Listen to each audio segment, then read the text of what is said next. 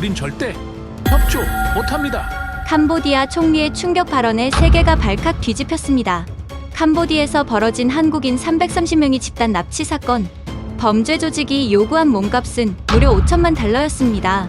미국도 중국도 EU도 모두 외교적 해결에 실패했고 20개국이 공조를 시도했지만 전부 무산되고 말았죠. 그런데 바로 그때 대한민국의 반격이 시작됐습니다.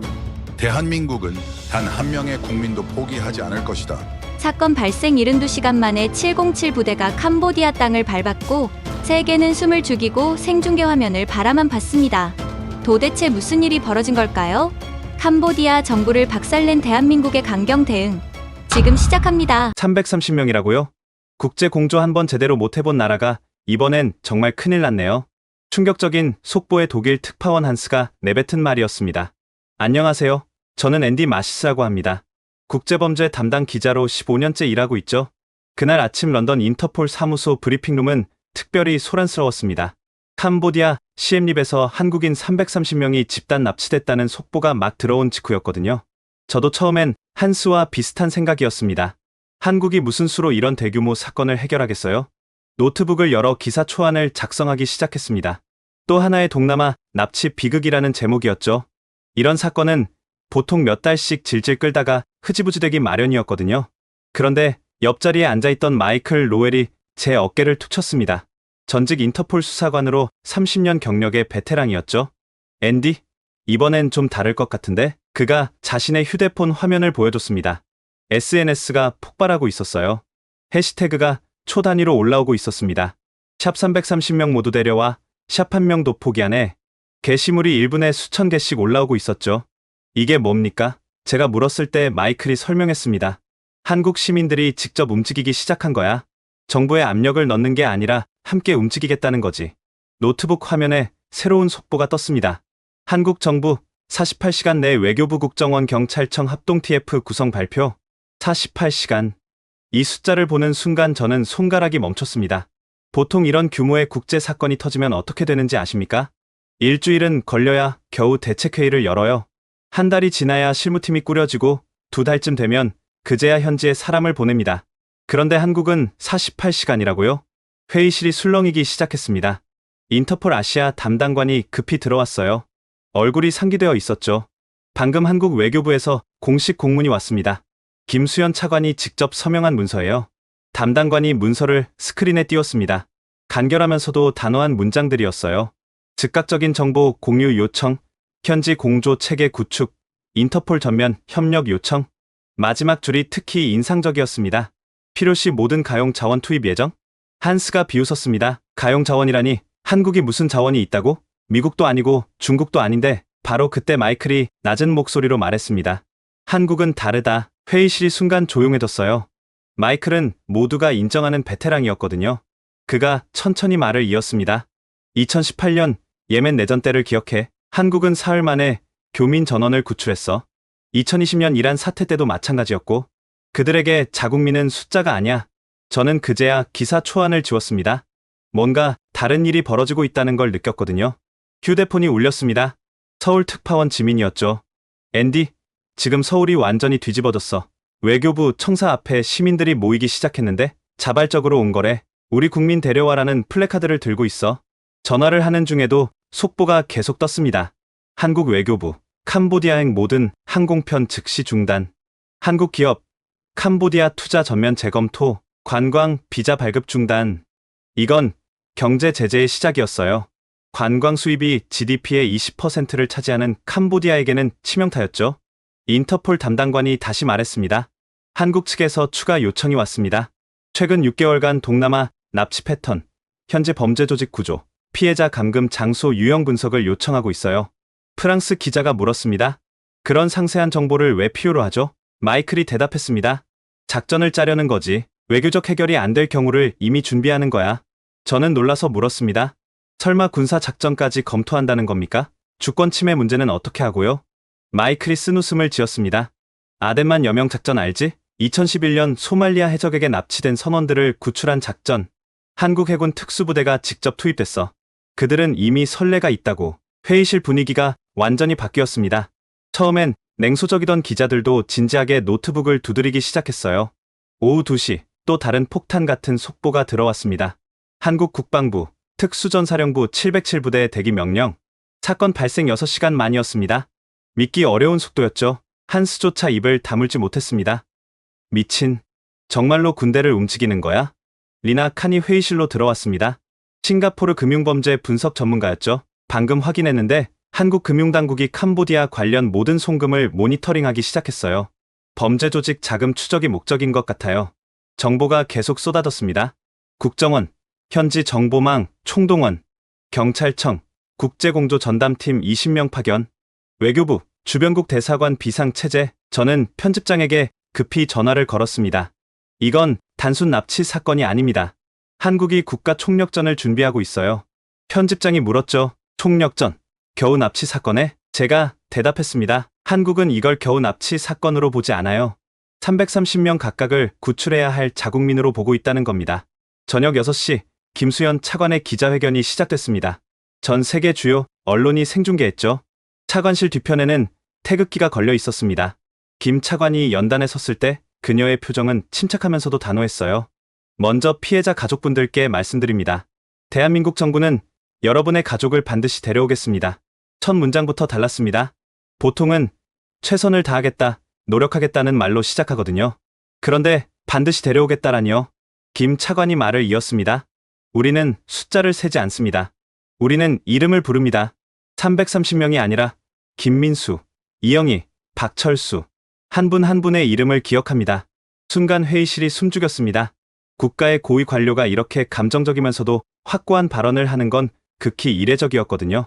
피해자 가족 전원과 개별 연락을 시작했습니다. 전담 요원이 배정되어 실시간으로 소통할 것입니다. 여러분은 혼자가 아닙니다. 대한민국이 함께합니다. 한스가 중얼거렸습니다. 미친 짓이야. 그런 약속을 지킬 수 있을 리가. 하지만 마이클은 고개를 저었습니다. 한국은 지킬 거야. 그들에게 이건 국가의 존재 이유거든. 기자회견이 끝나자마자 새로운 소식이 전해졌습니다. 한국 국회가 긴급 소집됐고 여야 구분 없이 구출 작전 지원을 결의했다는 내용이었죠. 밤 10시 인천공항발 특별기가 이륙했습니다. 합동 TF 선발대 48명이 탑승했다고 했어요. 외교관, 경찰, 국정원 요원, 의료진까지 포함된 팀이었죠. 저는 노트북을 덮으며 마이클에게 물었습니다. 정말 가능할까요? 330명을 모두 구출하는 게? 마이클이 창밖을 보며 말했습니다. 앤디, 넌 아직 한국을 모르는구나. 그들에게 국민은 그냥 국민이 아니야. 지켜야 할 약속이고 돌아와야 할 가족이지. 다음날 새벽 4시 저는 히드로 공항으로 향했습니다. 캄보디아행 비행기 표를 예약했거든요. 이 사건을 직접 취재해야겠다고 결심했어요. 탑승 게이트에서 대기하며 휴대폰을 확인했습니다. 한국 정부, ODA, 자금 5천억 원 재검토 통보, 삼성 LG 등 대기업, 캄보디아 투자 철회 검토, 경제적 압박이 본격화되고 있었습니다. 캄보디아 정부가 느낄 압력은 상상을 초월할 것 같았어요. 비행기에 오르면서 저는 확신했습니다. 이 사건은 단순한 납치 구출 작전이 아니었어요. 한 국가가 자국민을 대하는 태도, 그 본질을 보여주는 시험대였습니다. 그리고 한국은 전 세계에 선언한 겁니다. 우리는 단 한 명도 포기하지 않는다고, 숫자가 아닌 사람이라고. 제가 목격한 첫날의 기록입니다. 그리고 이것은 시작에 불과했습니다. 제가 캄보디아로 향하는 동안 서울에서는 전례 없는 일들이 벌어지고 있었습니다. 나중에 확인한 영상과 증언들을 통해 그날의 상황을 재구성할 수 있었죠. 김수현 차관은 새벽 5시부터 상황실에 나와 있었다고 합니다. 모든 부처가 하나처럼 움직여야 합니다. 그녀가 긴급 화상회의에서 한 첫 마디였어요. 화면에는 국방부, 국정원, 경찰청, 기획재정부 관계자들이 모두 접속해 있었죠. 저는 경유지인 싱가포르 창의공항에 도착했을 때 리나 칸을 만날 수 있었습니다. 그녀는 노트북을 들고 라운지로 저를 찾아왔어요. 앤디, 이걸 봐야 해요. 화면에는 복잡한 그래프와 숫자들이 가득했습니다. 지난 3년간 캄보디아 납치 사건 패턴을 분석했어요. 뭔가 이상한 게 보이지 않나요? 저는 고개를 갸웃했습니다. 패턴이라고 할 만한 게 보이지 않았거든요. 리나가 화면을 전환했습니다. 바로 이거예요. 패턴이 없다는 게 패턴이에요. 무작위로 보이지만 실제로는 특정 국적을 타겟으로 하고 있어요. 그녀가 데이터를 정리한 문서를 보여줬습니다. 한국인 피해자가 유독 많아요. 그런데 더 이상한 건 몸값 요구가 거의 없다는 거죠. 순간 등골이 서늘해졌습니다. 그럼 왜 납치를? 리나가 대답했습니다. 노동력이죠. 온라인 도박 사이트 운영, 보이스피싱 콜센터, 가상화폐 사기, 고학력 인력이 필요한 범죄에 투입하는 거예요. 바로 그때 리나의 휴대폰이 울렸습니다. 김수현 차관실이에요. 데이터 받았대요. 서울 외교부 청사에서는 긴급 대책회의가 한창이었습니다. 나중에 공개된 회의록에 따르면 그때 김 차관이 이렇게 말했다고 해요. 우리 국민들이 노예처럼 이용당하고 있습니다. 이건 단순 납치가 아니라 인권유린이고 국가에 대한 도전입니다. 국방부 장관이 화상으로 보고했습니다. 특수전사령부는 이미 대기 중입니다. 필요하다면 즉시 투입 가능합니다. 기획재정부 차관이 우려를 표했다고 합니다. 캄보디아와의 경제 관계를 완전히 단절하면 우리 기업들도 피해를 볼 텐데요. 김 차관의 대답은 단호했습니다. 국민의 생명보다 중요한 경제적 이익은 없습니다. 그 시각 서울 곳곳에서는 시민들의 자발적인 움직임이 일어나고 있었어요. 대학생들이 캄보디아 대사관 앞에서 시위를 시작했고, 온라인에서는 캄보디아 제품 불매 운동이 확산됐죠. 한 피해자 가족이 SNS에 올린 글이 순식간에 퍼졌습니다. 제 아들이 납치된 지 사흘째입니다. 정부를 믿습니다. 대한민국을 믿습니다. 댓글이 수만 개씩 달렸어요. 힘내세요. 함께합니다. 반드시 돌아올 겁니다. 한국 사회 전체가 하나로 움직이는 것 같았습니다.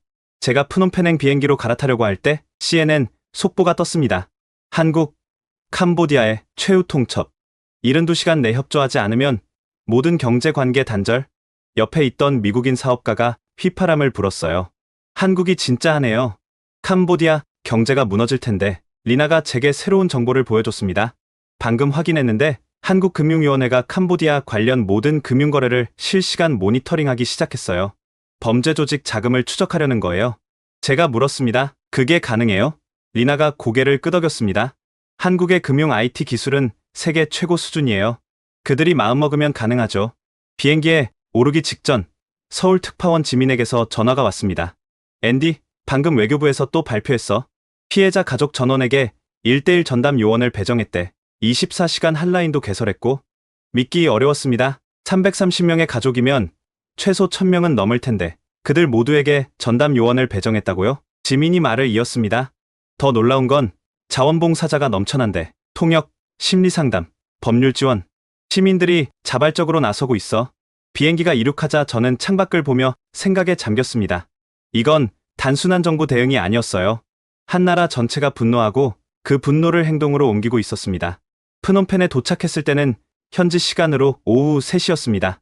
공항은 이상하리만큼 한산했어요. 한국발 항공편이 모두 끊겼으니 당연한 일이었죠. 공항 직원이 제게 물었습니다. 한국인이세요? 제가 영국 여권을 보여주자 안도하는 표정을 지었어요. 다행이네요. 한국인들은 지금 입국이 어려워요. 이상한 일이었습니다. 피해국 국민의 입국을 막는다니요. 택시를 타고 시내로 향하면서 기사에게 물었습니다. 왜 한국인 입국을 막나요? 기사가 백미러로 저를 흘끔 봤습니다. 정부가 긴장하고 있어요. 한국이 무슨 일을 벌일지 모른다고. 호텔에 체크인하고 리나에게 연락했습니다. 추가 데이터를 보냈어요. 납치된 사람들의 마지막 위치 정보예요. 데이터를 분석해보니 흥미로운 패턴이 보였습니다. 대부분 시엠립 외곽 특정 지역에서 사라졌어요. 그곳은 공업지대였는데 최근 몇 년간 중국 자본이 대거 들어온 곳이었죠. 저녁 무렵 현지 정보원을 만났습니다. 그는 긴장한 표정으로 속삭였어요. 한국 특수팀이 벌써 들어왔다는 소문이 있어요. 외교관 신분으로 위장해서요. 제가 놀라서 물었습니다. 벌써요? 확인된 건가요? 그가 고개를 저었습니다. 확인은 안 됐지만 경찰이 비상 대기 중이에요. 상부에서 뭔가 큰일이 벌어질 거라고 경고했대요. 호텔로 돌아와 노트북을 열었을 때 한국발 속보가 또 떴습니다. 국회 초당적 결의안 통과. 정부의 모든 조치 지지, 여야가 만장일치로 정부를 지지한다는 내용이었어요. 한국 정치에서는 극히 드문 일이었죠. 리나에게서 메시지가 왔습니다. 방금 확인했는데 한국 검찰이 국내 보이스피싱 조직을 일제 검거했어요. 캄보디아 납치 조직과 연결고리를 찾으려는 것 같아요. 퍼즐 조각이 맞춰지고 있었습니다. 한국은 단순히 납치범과 협상하려는 게 아니었어요. 전체 범죄 네트워크를 파악하고 뿌리를 뽑으려는 거였죠. 밤 11시 CNN에서 김수현 차관 인터뷰가 방송됐습니다. 앵커가 물었어요. 군사행동도 고려하고 있습니까? 김 차관의 대답은 신중하면서도 단호했습니다. 우리는 평화적 해결을 원합니다. 하지만 우리 국민의 안전이 위협받는다면 가능한 모든 수단을 사용할 것입니다. 앵커가 다시 물었습니다. 국제법 위반 논란이 있을 수 있는데요. 김 차관이 잠시 침묵한 뒤 말했습니다. 국제법도 중요합니다. 하지만 국민의 생명은 그 무엇과도 바꿀 수 없습니다. 우리는 이름을 부릅니다. 숫자를 세지 않습니다. 인터뷰가 끝나자 호텔 로비가 술렁거렸습니다. 각국 기자들이 모여 있었는데 모두 긴장한 표정이었어요. 독일 기자가 말했습니다. 한국이 정말 군대를 보낼까요? 프랑스 기자가 대답했습니다. 불가능해요. 그건 침략이잖아요. 하지만 저는 확신이 들었습니다. 한국은 필요하다면 정말로 그렇게 할 것 같았어요. 새벽 2시, 잠들기 전에 SNS를 확인했습니다. 한국에서는 촛불 집회가 열리고 있었어요. 수만 명이 광장에 모여 있었죠. 그들이 외치는 구호가 가슴을 울렸습니다. 우리가 간다, 우리가 데려온다. 한 피해자 어머니의 인터뷰 영상이 올라왔어요. 제 딸이 거기 있어요. 정부가 데려온다고 약속했어요. 저는 믿어요. 눈물을 흘리면서도 확신에 찬 그 표정이 잊히지 않았습니다. 리나가 마지막 메시지를 보냈습니다. 앤디, 내일 큰일이 벌어질 것 같아. 조심해. 저는 침대에 누워 천장을 바라봤습니다. 분노가 어떻게 구조화되어 행동이 되는지 그 과정을 목격하고 있었어요. 한국이라는 나라가 보여주는 이 집단적 분노와 행동력. 그것은 제가 알던 어떤 것과도 달랐습니다. 그들은 정말로 330명을 모두 데려올 작정인 것 같았어요. 단 한 명도 포기하지 않고 말이죠. 시엠립 경찰청 앞은 이상하리만큼 삼엄했습니다. 평소에는 느슨하기로 유명한 캄보디아 경찰이 오늘은 달랐어요. 정문부터 중무장한 경찰들이 기자단 접근을 막고 있었죠. 제가 기자증을 보여주자 한 경찰이 손을 내밀었습니다. 기자증 압수예요. 믿을 수 없는 일이었습니다. 국제 기자증을 압수한다니요? 이건 국제 언론 자유 침해입니다. 제가 항의하자 경찰서장 소모 리스가 직접 나왔습니다. 60대 후반으로 보이는 그는 느릿느릿 걸어오며 비웃듯 말했어요. 언론 자유? 우리는 수사 중입니다. 방해하지 마세요. 바로 그때 리나 칸이 나타났습니다. 싱가포르에서 급히 날아온 그녀는 인터폴 신분증을 들어보였죠. 인터폴 금융범죄 분석관입니다. 공식 협조 요청이 있었을 텐데요. 소모 리스의 표정이 순간 굳어졌다가 다시 능글맞은 웃음을 지었습니다. 아, 인터폴, 물론이죠. 하지만 우리가 이미 해결했습니다. 그가 손짓하자 부하가 두툼한 서류철을 가져왔어요. 57명을 체포했습니다. 모두 하급 조직원들이죠. 큰 성과입니다. 리나가 서류를 하나씩 넘기며 눈살을 찌푸렸습니다. 체포자 명단에는 길거리 소매치기, 마약 판매상 같은 잡범들만 가득했어요. 납치된 한국인들은요? 330명이나 되는데 소모 리스가 어깨를 으쓱했습니다. 아직 수색 중입니다. 캄보디아는 넓으니까요. 시간이 좀 걸릴 겁니다. 거짓말이라는 걸 누구나 알 수 있었습니다. 그의 눈은 리나를 보지 않고 계속 딴 곳을 향했어요. 리나가 태블릿을 꺼내 들었습니다. 인터폴 데이터베이스에 따르면 시엠립 지역 납치 사건의 80%가 특정 구역에서 발생했습니다. 왜 그 지역은 수색하지 않죠? 소모 리스의 얼굴이 붉어졌습니다. 우리가 어디를 수색할지는 우리가 결정합니다. 인터폴이 지시할 사항이 아니죠. 그는 몸을 돌려 경찰청 안으로 들어가 버렸습니다. 대화를 거부한 거였죠. 제가 현지 시장으로 향했을 때 한 상인이 조심스럽게 다가왔습니다. 40대 중반의 그는 주변을 살피며 속삭였어요. 기자 맞죠? 뭔가 보여줄 게 있어요. 그를 따라 시장 뒤편 좁은 골목으로 들어갔습니다. 악취가 나는 쓰레기통 사이에서 그가 휴대폰을 꺼냈어요. 이걸 보세요. 어제 새벽에 찍은 거예요. 영상에는 경찰 간부들이 검은 봉투를 받는 장면이 선명하게 찍혀 있었습니다. 봉투를 건네는 사람은 중국인으로 보였어요. 매달 25일에 이렇게 받아요. 중국 사업가들한테서. 제가 물었습니다. 중국 사업가라면? 상인이 더욱 목소리를 낮췄습니다. 천웨이롱이라고 들어봤어요? 시엠립 최대 범죄 조직 두목이에요. 표면적으로는 카지노 사업가지만 실제로는. 그가 말을 끊고 주변을 다시 살폈습니다. 온라인 도박, 보이스피싱, 인신매매, 모든 더러운 일에 손을 대고 있어요. 경찰은 그의 개나 마찬가지죠. 천웨이롱. 리나가 추적하던 바로 그 인물이었습니다. 상인이 또 다른 정보를 꺼냈습니다. 시엠립 외곽에 폐공장들이 있어요. 천웨이롱 소유죠. 거기에 이상한 일이 벌어지고 있다는 소문이 있어요. 제가 물었습니다. 어떤 일이요? 그가 망설이다가 말했습니다. 밤마다 비명소리가 들린대요. 그리고 한국어로 도움을 요청하는 소리도. 등골이 서늘해졌습니다. 호텔로 돌아와 리나와 정보를 공유했을 때 그녀는 이미 방대한 데이터를 분석하고 있었어요. 노트북 화면 3개를 동시에 띄워놓고 작업 중이었죠. 앤디, 이것 좀 봐요. 화면에는 복잡한 네트워크 다이어그램이 떠 있었습니다. 천웨이롱의 자금 흐름이에요. 놀랍게도 캄보디아 정부 관료 계좌로 정기적으로 송금되고 있어요. 리나가 다른 화면을 가리켰습니다. 한국 외교부가 캄보디아에 보낸 공조 요청 내역이에요. 총 20건인데 겨우 6건만 회신이 왔네요. 30%. 국제 공조 요청의 이런 낮은 회신율은 사실상 거부나 마찬가지였습니다. 리나가 한숨을 쉬며 말했습니다. 이건 범죄가 아니라 구조예요. 정부와 범죄 조직이 한 몸이라는 거죠.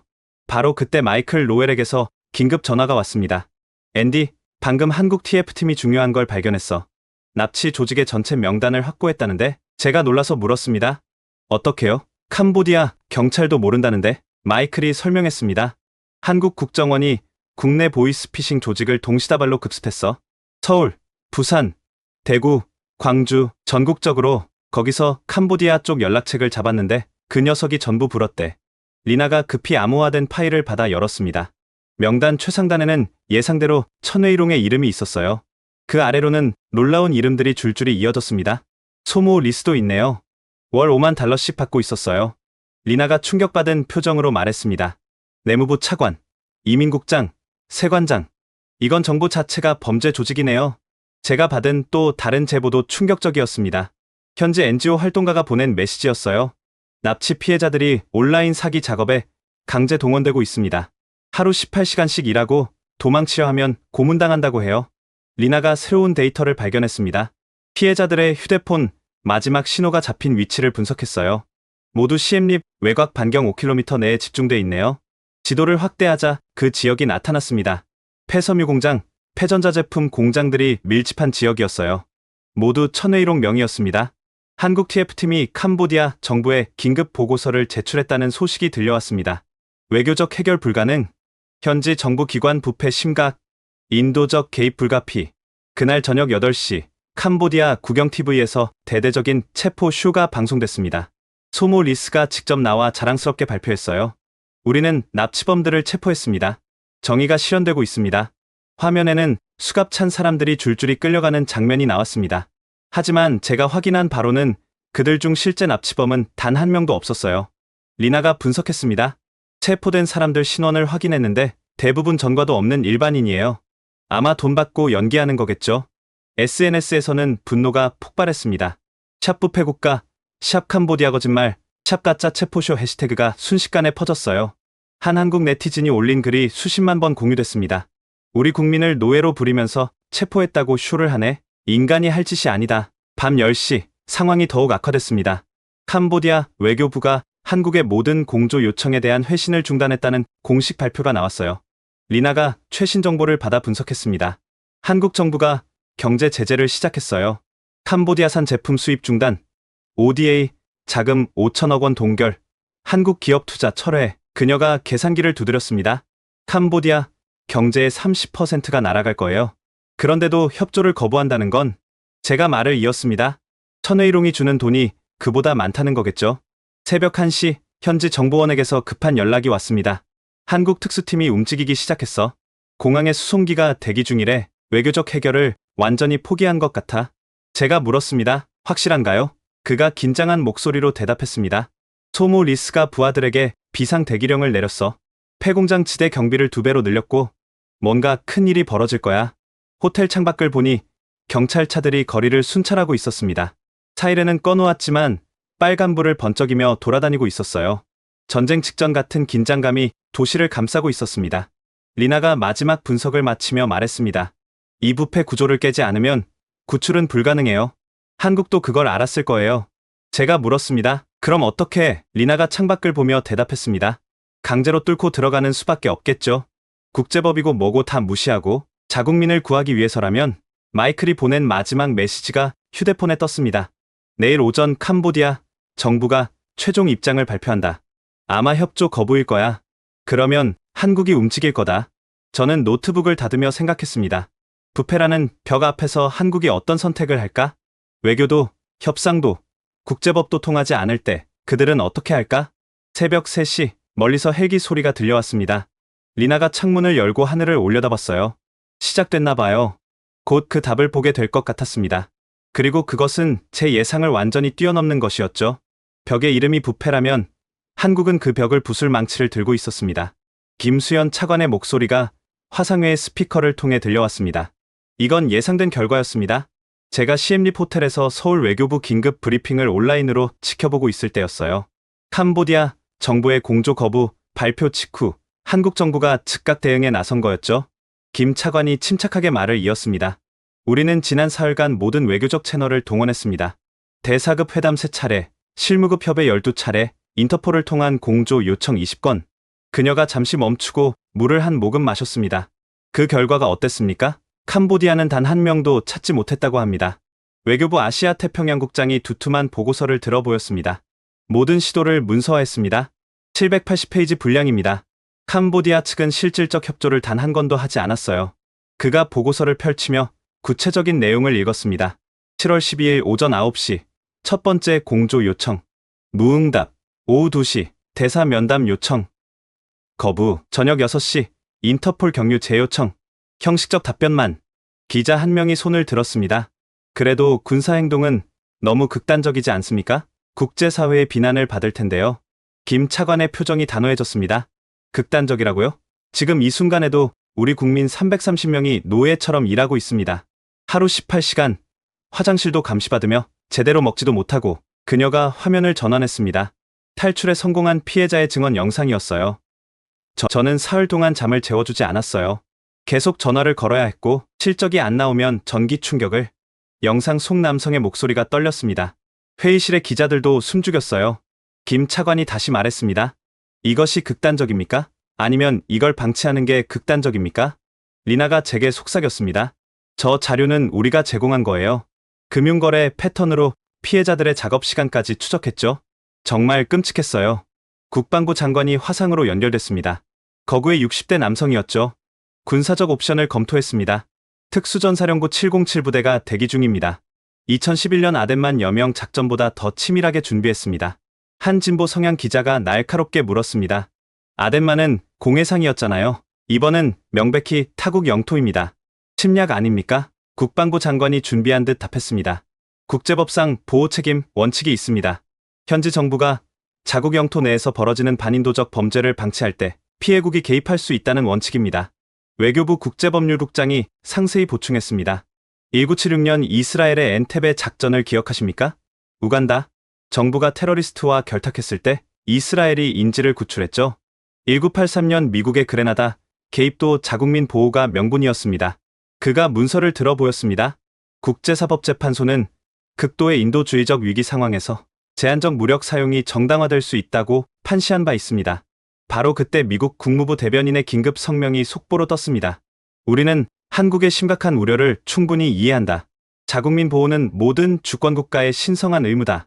평화적 해결을 희망하지만 한국의 어떤 결정도 이해할 것이다. 사실상 청신호였어요. 일본 외무성도 즉각 입장을 냈습니다. 납치 문제의 심각성을 잘 알고 있다. 한국의 입장을 지지한다. 일본도 북한의 납치 문제로 고통받아왔으니까요. 중국 외교부는 미묘한 입장을 보였습니다. 일방적 군사행동을 반대한다. 그러나 캄보디아 내 범죄 조직의 반인도적 행위도 용납할 수 없다. 천웨이롱이 중국인이라는 게 그들에게도 부담이었던 거죠. 유엔 인권위원회 특별보고관의 성명이 이어졌습니다. 증거에 따르면 한국인 피해자들이 현대판 노예 상태에 있다.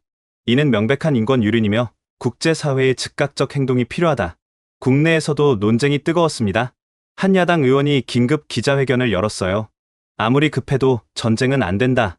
더 기다려야 한다. 하지만 피해자 가족들이 국회 앞에 모였습니다. 한 아버지가 마이크를 잡고 외쳤어요. 제 딸이 전기 고문을 받고 있답니다. 더 기다리라고요? 당신 자식이어도 그렇게 말할 수 있습니까? 눈물을 흘리는 어머니들, 주먹을 쥐고 떠는 아버지들. 그 모습이 생중계되자 여론이 급변했습니다. SNS는 폭발했어요. 한 대학생이 올린 글이 100만 번 공유됐습니다. 우리가 못 지킨 세월호 아이들처럼 되게 할 순 없다. 이번엔 반드시 구해야 한다. 리나가 새로운 정보를 보여줬습니다. 방금 확인했는데 피해자 중 3명이 의식을 잃었대요. 과로와 영양실조, 구타 때문에 그중 1명은 20대 여성이고요. 이 소식이 퍼지자 시민들이 거리로 나왔습니다. 당장 구출하라. 더는 못 기다린다. 김수현 차관이 두 번째 기자회견을 열었습니다. 이번엔 검은 정장 차림이었어요. 결의를 보여주려는 듯했죠. 대한민국 정부는 선언합니다. 우리는 평화를 사랑합니다. 하지만 평화란 굴복이 아닙니다. 그녀가 잠시 멈추고 카메라를 정면으로 봤습니다. 우리 국민이 노예가 되는 걸 지켜보는 것. 그것은 평화가 아니라 비겁함입니다. 한 외신 기자가 물었습니다. 그래도 국제법은 지켜야 하지 않습니까? 김 차관의 대답이 울림을 줬습니다. 국제법도 중요합니다. 하지만 법은 사람을 위해 존재합니다. 사람이 법을 위해 죽어가는 걸 방치할 순 없습니다. 그녀가 준비한 문서를 들었습니다. 1948년 세계인권선언 제3조. 모든 사람은 생명과 신체의 자유와 안전에 대한 권리를 가진다. 우리는 바로 그 권리를 지키려는 것입니다. 국방부에서 추가 브리핑이 있었습니다. 합참의장이 직접 나섰어요. 작전명은 약속의 귀환입니다. 우리는 국민과 약속했습니다. 반드시 데려오겠다고. 그 약속을 지킬 것입니다. 마이클이 제게 긴급 전화를 걸어왔습니다.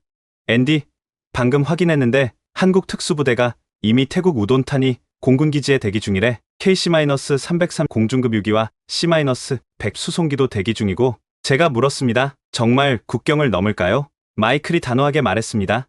김 차관 눈빛 봤어? 이미 결심한 거야. 모든 법적 명분도 준비했고 국제 여론도 확보했어. 실제로 한국 정부의 준비는 완벽했습니다. 외교적 시도를 모두 기록했고 실패도 문서화했으며 국제사회의 이해도 구했어요. 그날 밤 9시 청와대 국가안보회의가 열렸습니다. 3시간의 경론 끝에 대통령이 결정을 내렸다고 합니다. 국가의 존재 이유는 국민을 지키는 것입니다. 필요한 모든 조치를 승인합니다. 자정, 한국 외교부가 캄보디아에 최후 통첩을 보냈습니다. 24시간 내에 모든 한국인을 석방하라. 이것은 마지막 경고다. 캄보디아 외교부는 오만하게 답했어요. 한국이 할 수 있는 게 뭐가 있는가? 빈 협박은 통하지 않는다. 하지만 금융시장은 이미 반응했습니다. 리나가 실시간 데이터를 보여줬어요. 캄보디아 릴이 시간당 5%씩 떨어지고 있어요. 외국인 투자자들이 대거 이탈 중이에요. 시장은 알고 있었던 거죠. 한국이 진심이라는 걸. 새벽 3시 제가 호텔 창밖을 보니 시엠립 거리가 이상했습니다. 평소 같으면 조용할 시간인데 경찰차들이 계속 오가고 있었어요. 멀리서 헬기 소리도 들렸습니다. 리나가 말했습니다. 시작되는 것 같네요. 한국 국회에서는 새벽임에도 의원들이 모였다고 합니다. 여야 구분 없이 만장일치로 정부 지지 결의안을 통과시켰어요. 정부는 국민 구출을 위해 필요한 모든 조치를 취하라. 마이클이 마지막 메시지를 보냈습니다. 유엔 안보리가 긴급회의를 소집했대. 하지만 한국은 기다리지 않을 거야. 저는 노트북을 닫으며 생각했습니다. 명분의 무게가 국제법보다 무거울 수 있을까? 하지만 한국은 이미 답을 정한 것 같았어요.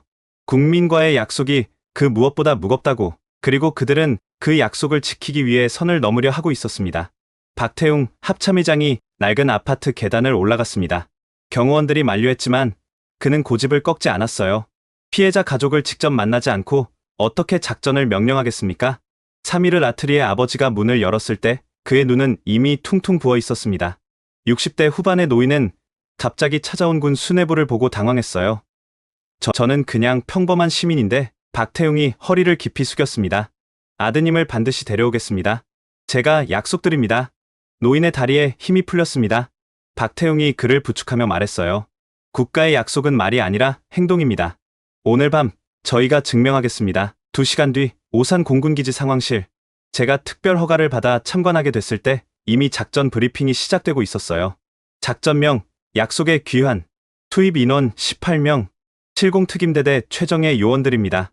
대형 스크린에 시엠립 외곽 폐섬유 공장 위성사진이 떴습니다. 붉은 점들이 건물 곳곳에 표시돼 있었어요. 목표는 33명 구출입니다.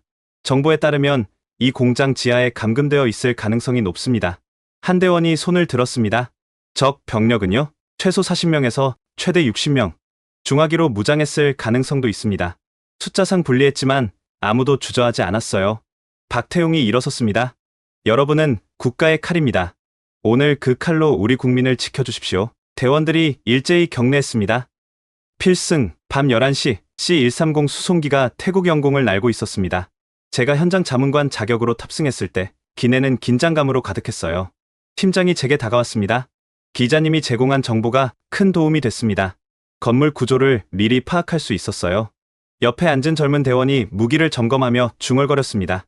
330명, 우리 가족일 수도 있었어요. 새벽 2시, 캄보디아 국경 인근 상공. 조종사가 신호를 보냈습니다. 30초 후 강하. 대원들이 일어서서 낙하산을 점검했어요. 팀장이 마지막 지시를 내렸습니다. A조는 정문, B조는 후문, C조는 옥상. 동시 진입한다. 램프가 열리자 차가운 바람이 들이쳤습니다. 대원들이 하나둘 어둠 속으로 뛰어내렸어요. 지상에서 리나가 무전으로 실시간 정보를 제공했습니다. 적 경비병 6명 확인. 정문에 2, 후문에 2, 순찰 중 2. 대원들이 소리 없이 접근했습니다. 야간 투시경 화면으로 지켜보던 저는 숨이 막혔어요.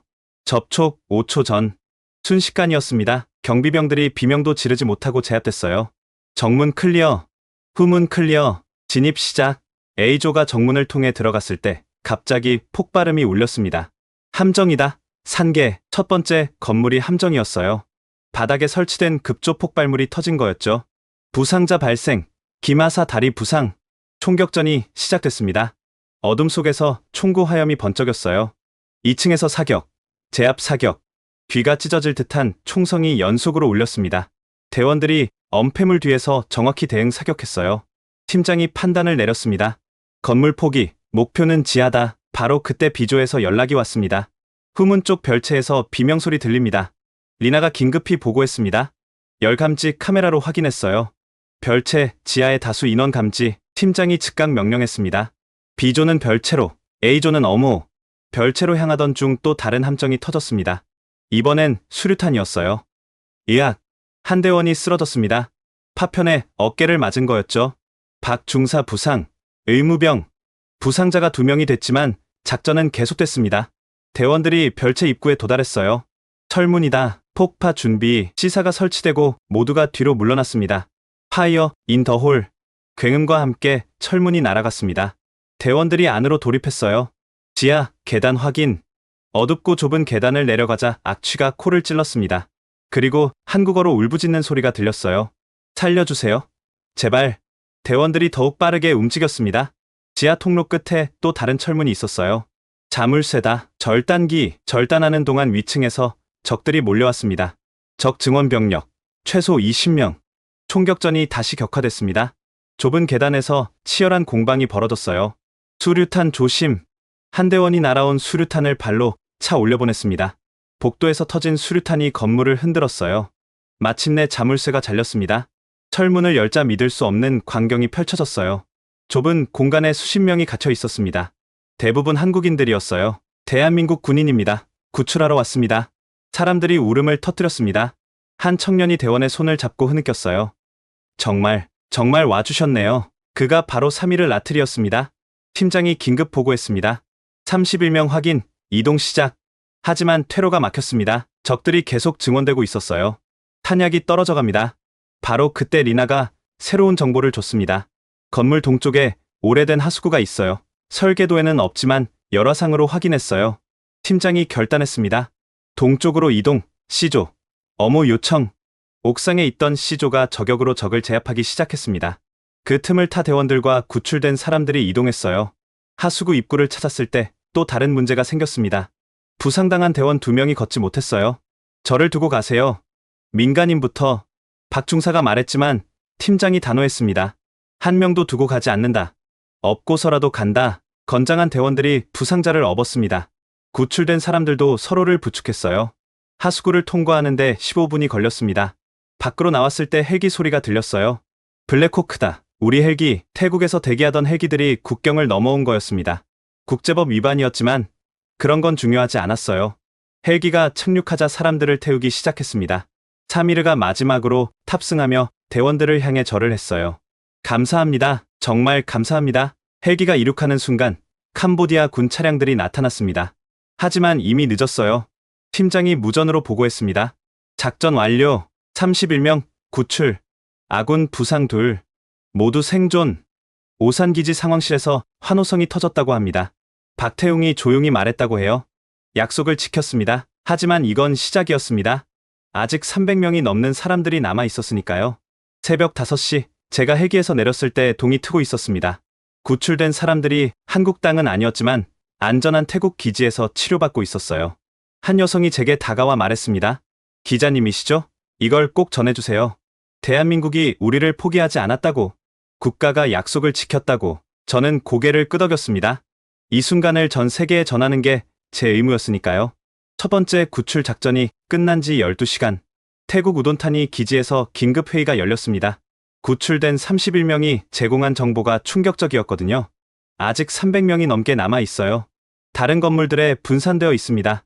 생존자 중 한 명이 떨리는 목소리로 증언했습니다. 지하로 연결된 통로가 있어요. 일제강점기 때 만든 거래요. 거기로 사람들을 옮기고 있었습니다.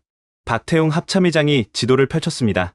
지하 통로라, 우리 정보에는 없었는데 바로 그때 제가 손을 들었습니다. 제가 현지에서 수집한 자료가 있습니다. 노트북을 열어 사진을 보여줬어요. 시엠립 역사박물관에서 찾은 일제강점기 시설 도면이었죠.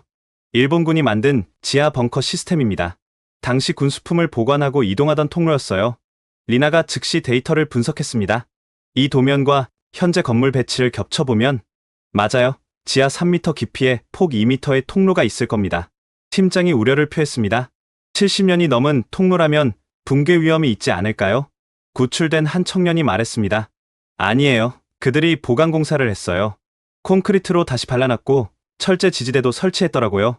박태웅이 결심했습니다. 이 통로를 이용하면 동시다발 진입이 가능합니다. 707 2대 중대를 추가 투입하겠습니다. 제가 제안했습니다. 제가 함께 가겠습니다. 통로 구조를 아는 사람이 필요할 겁니다. 모두가 놀란 표정을 지었어요. 민간인, 그것도 외국 기자가 작전에 참여한다니 팀장이 반대했습니다. 너무 위험합니다. 제가 단호하게 말했습니다. 저는 15년간 분쟁 지역을 취재했습니다. 그리고 이건 작전 이상의 의미가 있습니다. 인류의 증명이죠. 박태웅이 잠시 고민하다 고개를 끄덕였습니다. 좋습니다. 단, 방탄조끼와 헬멧은 필수입니다. 새벽 3시 두 번째 작전이 시작됐습니다. 707 1대와 2대 합동으로 36명이 투입됐어요. 제가 선두조와 함께 이동했을 때 손이 떨렸습니다. 기자로서가 아닌 작전의 일원이 된 순간이었죠.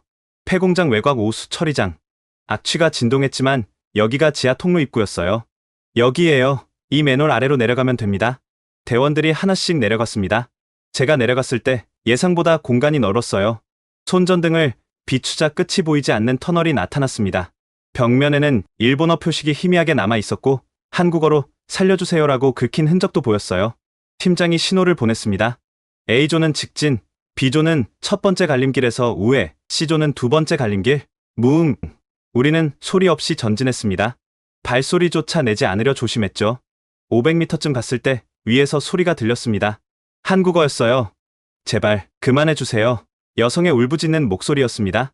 대원들의 표정이 돌처럼 굳어졌어요. 팀장이 위를 가리켰습니다.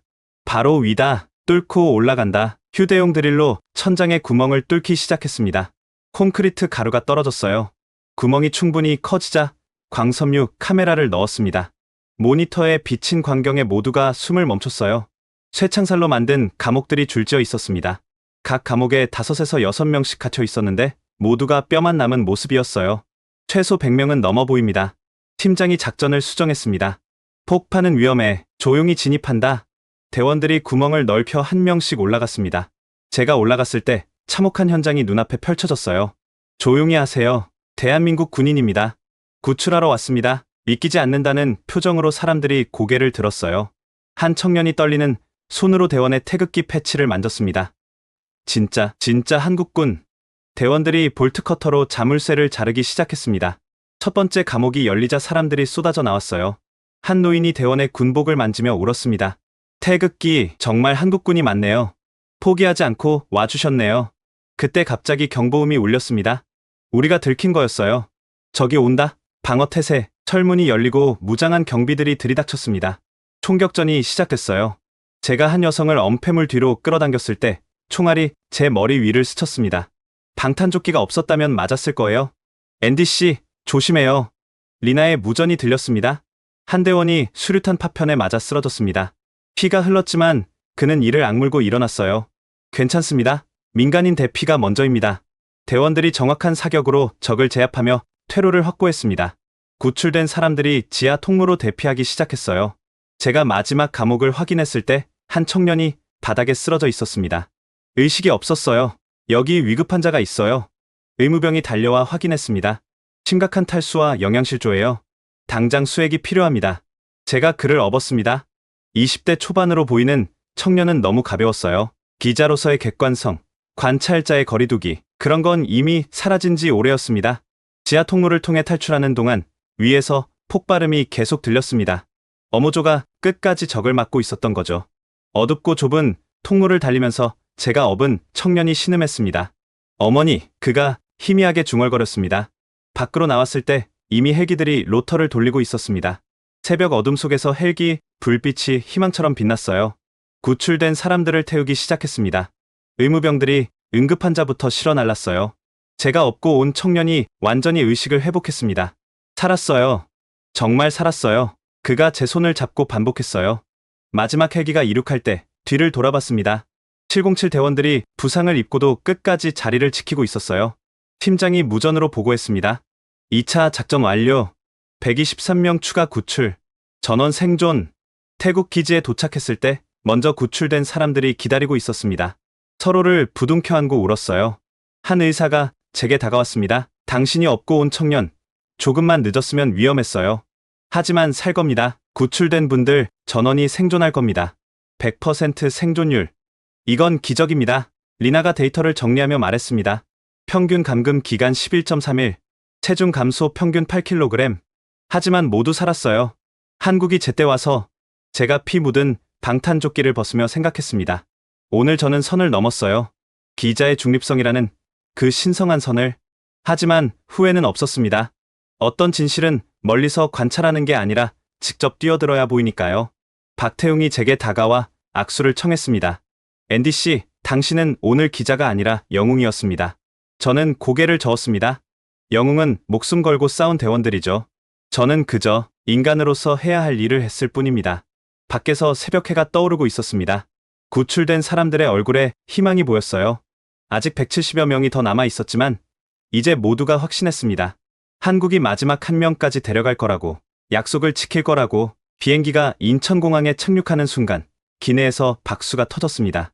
구출된 사람들이 서로를 부둥켜 안고 울었어요. 창밖으로 태극기가 펄럭이는 게 보였습니다. 제가 통로를 따라 내려올 때 수백 명의 가족들이 기다리고 있었어요.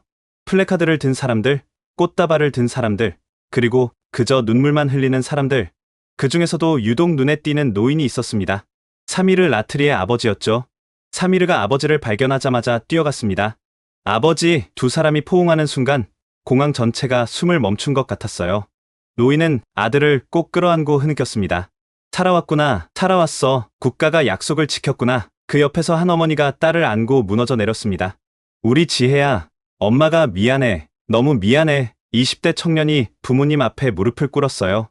죄송해요. 걱정 끼쳐드려서. 아버지가 아들을 일으켜 세우며 울었습니다. 내가 무슨 잘못이 있니? 살아 돌아온 게 어디야? 수백 개의 포옹, 수천 개의 눈물. 그 광경을 지켜보던 공항 직원들도, 취재진들도, 심지어 외국인 여행객들까지 눈시울을 붉혔어요. 김수현 차관이 마이크를 잡았습니다. 대한민국은 약속을 지켰습니다. 330명 전원이 돌아왔습니다. 단 한 명도 포기하지 않았습니다. 환호성이 터졌어요. 누군가 애국가를 부르기 시작했고 곧 모두가 따라 불렀습니다. 공항 전체가 하나가 되는 순간이었죠. 제가 그 광경을 촬영하고 있을 때 한 기자가 제게 물었습니다. 앤디 씨, 직접 작전에 참여했다고 들었는데요. 제가 대답하기 전에 사미르가 다가왔습니다. 이분이 저를 업고 구해주셨어요. 기자가 아니라 천사였습니다. 그의 아버지가 제게 깊이 절했습니다. 감사합니다. 정말 감사합니다. 우리 아들을 살려주셔서. 저는 당황해서 손사래를 쳤어요. 아닙니다. 한국 군인들이 한 일입니다. 저는 그저 그때 CNN, BBC, NHK 등 세계 주요 언론의 속보가 동시에 떴습니다. 한국, 납치 국민 전원 구출 성공, 기적의 구출 작전, 생존율 100%, 국가는 국민을 지켰다. 특히 워싱턴 포스트의 헤드라인이 인상적이었어요. 작은 나라의 큰 약속, 한국이 보여준 국가의 품격. 68개국 언론이 이 사건을 보도했습니다. 대부분 한국의 결단력과 실행력에 찬사를 보냈어요. 심지어 평소 한국에 비판적이던 일부 중국 언론들도 배울 점이 있다고 인정했죠. 그 다음날 저는 런던 인터폴 본부로 돌아갔습니다. 대강당에서 특별 브리핑이 예정되어 있었거든요. 인터폴 사무총장이 직접 사회를 받습니다. 60대 후반의 그는 30년간 국제 범죄와 싸워온 베테랑이었죠. 오늘은 국제 범죄에 대응하는 새로운 모델을 논의하겠습니다. 한국이 보여준 통합적 접근법입니다. 제가 연단에 섰을 때 200여 명의 각국 대표들이 주목했습니다. 저는 현장에서 직접 목격한 것들을 설명했어요. 한국의 대응은 세 가지 축이었습니다. 외교적 압박, 경제적 제재, 그리고 필요시 군사적 개입. 이 모든 것이 72시간 내에 순차적으로 실행됐습니다. 프랑스 대표가 손을 들었습니다. 국제법 위반 논란은 어떻게 봐야 합니까? 제가 대답했습니다. 한국은 모든 외교적 노력을 먼저 시도했습니다. 그리고 그 실패를 780페이지의 문서로 기록했죠. 국제사회가 묵인한 이유입니다. 독일 대표가 물었습니다. 경제적 비용이 상당했을 텐데요. 정확한 수치가 있습니까?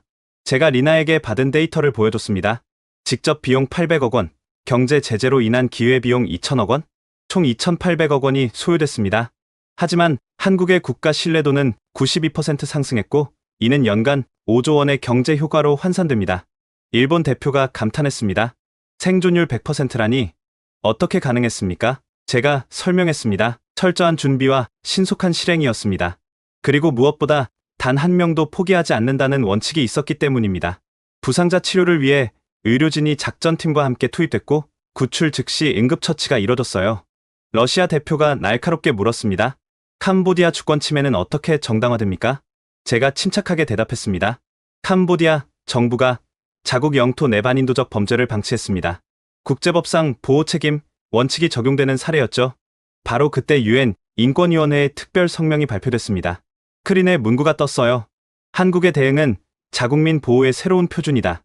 모든 국가는 이 사례를 연구하고 적용해야 한다. 강당이 술렁거렸습니다. 유엔이 공식적으로 한국 모델을 인정한 거였어요. 미국 FBI 부국장이 일어섰습니다. 우리도 이미 한국 모델을 연구 중입니다. 특히 신속한 의사결정 체계가 인상적이었어요. 사건 발생 후 48시간 내 합동 TF 구성, 72시간 내 작전 실행. 이건 교과서에 실릴 만합니다. 중국 공안부 대표도 마지못해 인정했습니다. 효과적이었다는 건 부인할 수 없습니다. 특히 금융 추적 기술과 현장 정보의 실시간 공유는 우리도 참고하겠습니다. 흥미롭게도 캄보디아 대표도 참석했습니다. 그가 일어서자 모두가 주목했어요. 우리 정부는 이번 사건을 계기로 대대적인 개혁을 시작했습니다. 부패 관료 130명을 체포했고 범죄 조직과 연루된 경찰 500명을 해임했습니다. 브리핑이 끝난 후 마이클이 제게 다가왔습니다. 앤디, 내가 쓴 기사 봤어. 국가의 품격이라는 제목이 인상적이더군. 제가 대답했습니다. 처음엔 의심했어요. 작은 나라가 무엇을 할 수 있을까 하고. 하지만 이제 확신합니다. 마이클이 물었습니다. 뭘 확신하는데? 제가 창밖을 보며 말했습니다. 국가의 크기는 영토나 인구로 정해지는 게 아니라는 거요. 국민을 대하는 태도로 정해진다는 걸. 그날 저녁 서울에서 감동적인 장면이 방송됐습니다. 청와대에서 열린 환영 만찬이었어요. 대통령이 구출된 사람들 한 명 한 명과 악수하며 말했습니다. 여러분이 돌아와서 대한민국이 완성됐습니다. 사미르가 대표로 마이크를 잡았습니다. 저는 지옥을 경험했습니다. 하지만 국가가 저를 포기하지 않았어요. 이제 저도 이 나라를 위해 살겠습니다. 박수가 터졌습니다. 구출된 사람들이 하나같이 비슷한 다짐을 했어요. 한 여성이 눈물을 흘리며 말했습니다. 갇혀있을 때 매일 태극기를 그렸어요. 언젠가는 구하러 올 거라고 믿었거든요. 그 믿음이 저를 살렸습니다. 그 다음 주 세계 각국에서 변화가 시작됐습니다. 일본이 자국민 보호 특별법을 제정했고 독일이 신속대응팀을 창설했으며 호주가 국민보호청을 신설했어요. 프랑스는 외교부 내에 긴급구출과를 만들었고 영국은 특수부대 편제를 개편했죠. 동남아에서도 극적인 변화가 일어났습니다.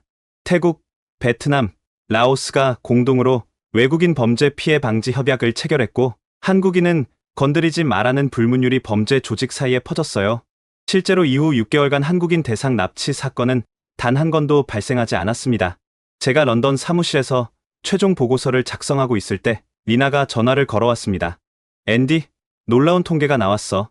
이번 사건 이후 한국 여권 파워가 세계 3위로 올라갔대.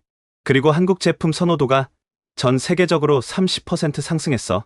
제가 물었습니다. 그게 이 사건과 무슨 관련이? 리나가 대답했습니다. 국가 브랜드예요. 국민을 지키는 나라라는 이미지가 모든 분야에 영향을 준 거죠. 삼성 주가가 15% 올랐고 한국 관광객이 40% 증가했어요. 전화를 끊고 저는 기사 마지막 문단을 썼습니다. 한국은 증명했다. 국가의 품격은 군사력이나 경제력이 아닌 국민을 대하는 자세에서 나온다는 것을. 그들은 330명을 구한 것이 아니라 국가의 존재 이유를 구한 것이다. 마이클이 제 어깨에 손을 얹었습니다. 좋은 기사야. 그런데 앤디, 너도 변한 것 같아. 제가 물었습니다. 어떻게요? 그가 미소 지으며 말했습니다. 전에는 냉소적인 관찰자였잖아. 이제는 뭔가를 믿는 사람 같아 보여. 그의 말이 맞았습니다. 저는 이제 믿게 됐어요. 국가가 진정으로 국민을 위할 수 있다는 걸. 그리고 그것이 진짜 힘이라는 걸. 창밖으로 런던의 밤거리가 보였습니다. 어딘가에서 한국이 보여준 것과 같은 기적이 또 일어나기를 바라며 저는 노트북을 닫았습니다. 런던으로 돌아온 지 한 달이 지났습니다. 인터폴 본부 회의실에서는 정기 브리핑이 한창이었어요. 하지만 오늘은 분위기가 달랐습니다. 모든 안건이 한국의 구출 작전과 관련된 것들이었거든요. 인터폴 사무총장이 발언했습니다. 한국 사례는 이제 국제 표준이 됐습니다. 각국이 앞다퉈 벤치마킹하고 있어요. 스크린에 통계가 떴습니다. 사건 이후 한 달간 전 세계에서 일어난 변화들이었죠. 유럽연합 대표가 보고했습니다. EU 27개국이 신속 대응 프로토콜을 채택했습니다. 한국 모델을 기반으로 했죠. 미주기구 대표도 이어서 말했습니다.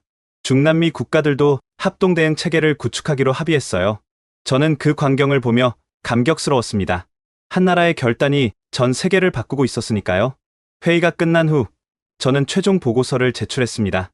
납치 사건 대응의 새로운 패러다임, 한국 모델의 분석과 적용.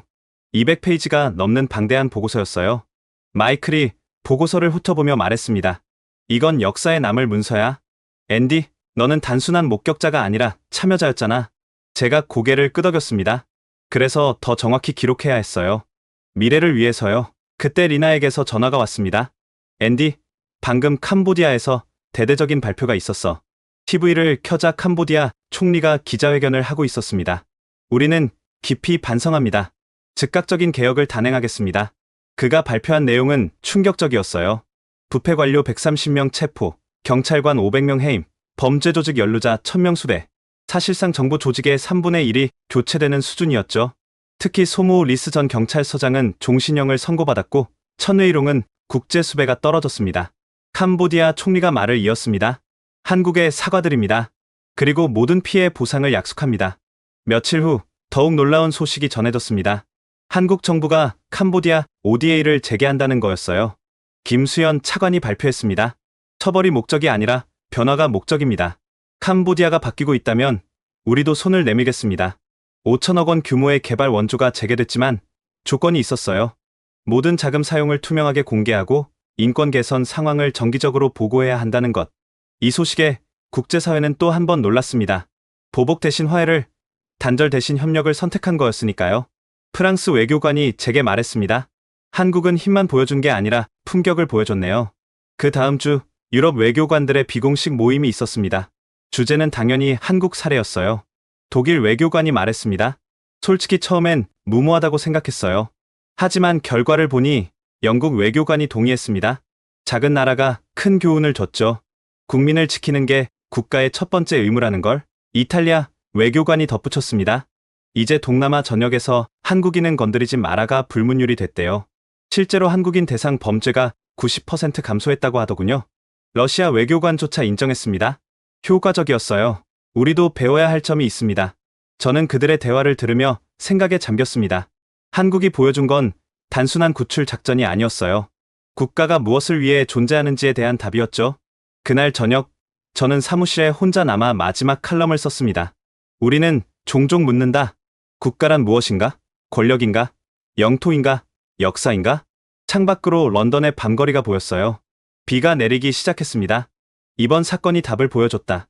국가는 약속이다. 국민과의 약속. 어떤 상황에서도 포기하지 않겠다는 약속. 빗방울이 창문을 두드렸습니다. 저는 계속 써내려갔어요. 한국은 그 약속을 지켰다. 330명 모두를 데려왔다. 단 한 명도 포기하지 않았다. 휴대폰이 울렸습니다. 3일이었어요. 앤디 형, 잘 지내세요? 저 이번에 외교부 시험에 합격했어요. 제가 놀라서 물었습니다.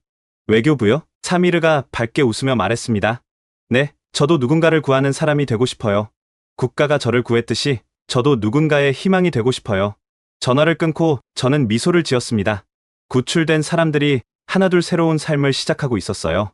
누군가는 의사가 되겠다고 했고 누군가는 경찰이 되겠다고 했죠. 마이클이 문을 열고 들어왔습니다. 아직도 있었네? 이제 그만 쉬어. 제가 노트북을 보며 말했습니다. 마지막 문장을 쓰고 있었어요. 마이클이 화면을 들여다봤습니다. 뭐라고 쓸 건데? 저는 키보드에 손을 올리고 천천히 타이핑했습니다. 국가는 국민을 포기하지 않을 때 진짜 국가다. 마이클이 고개를 끄덕였습니다.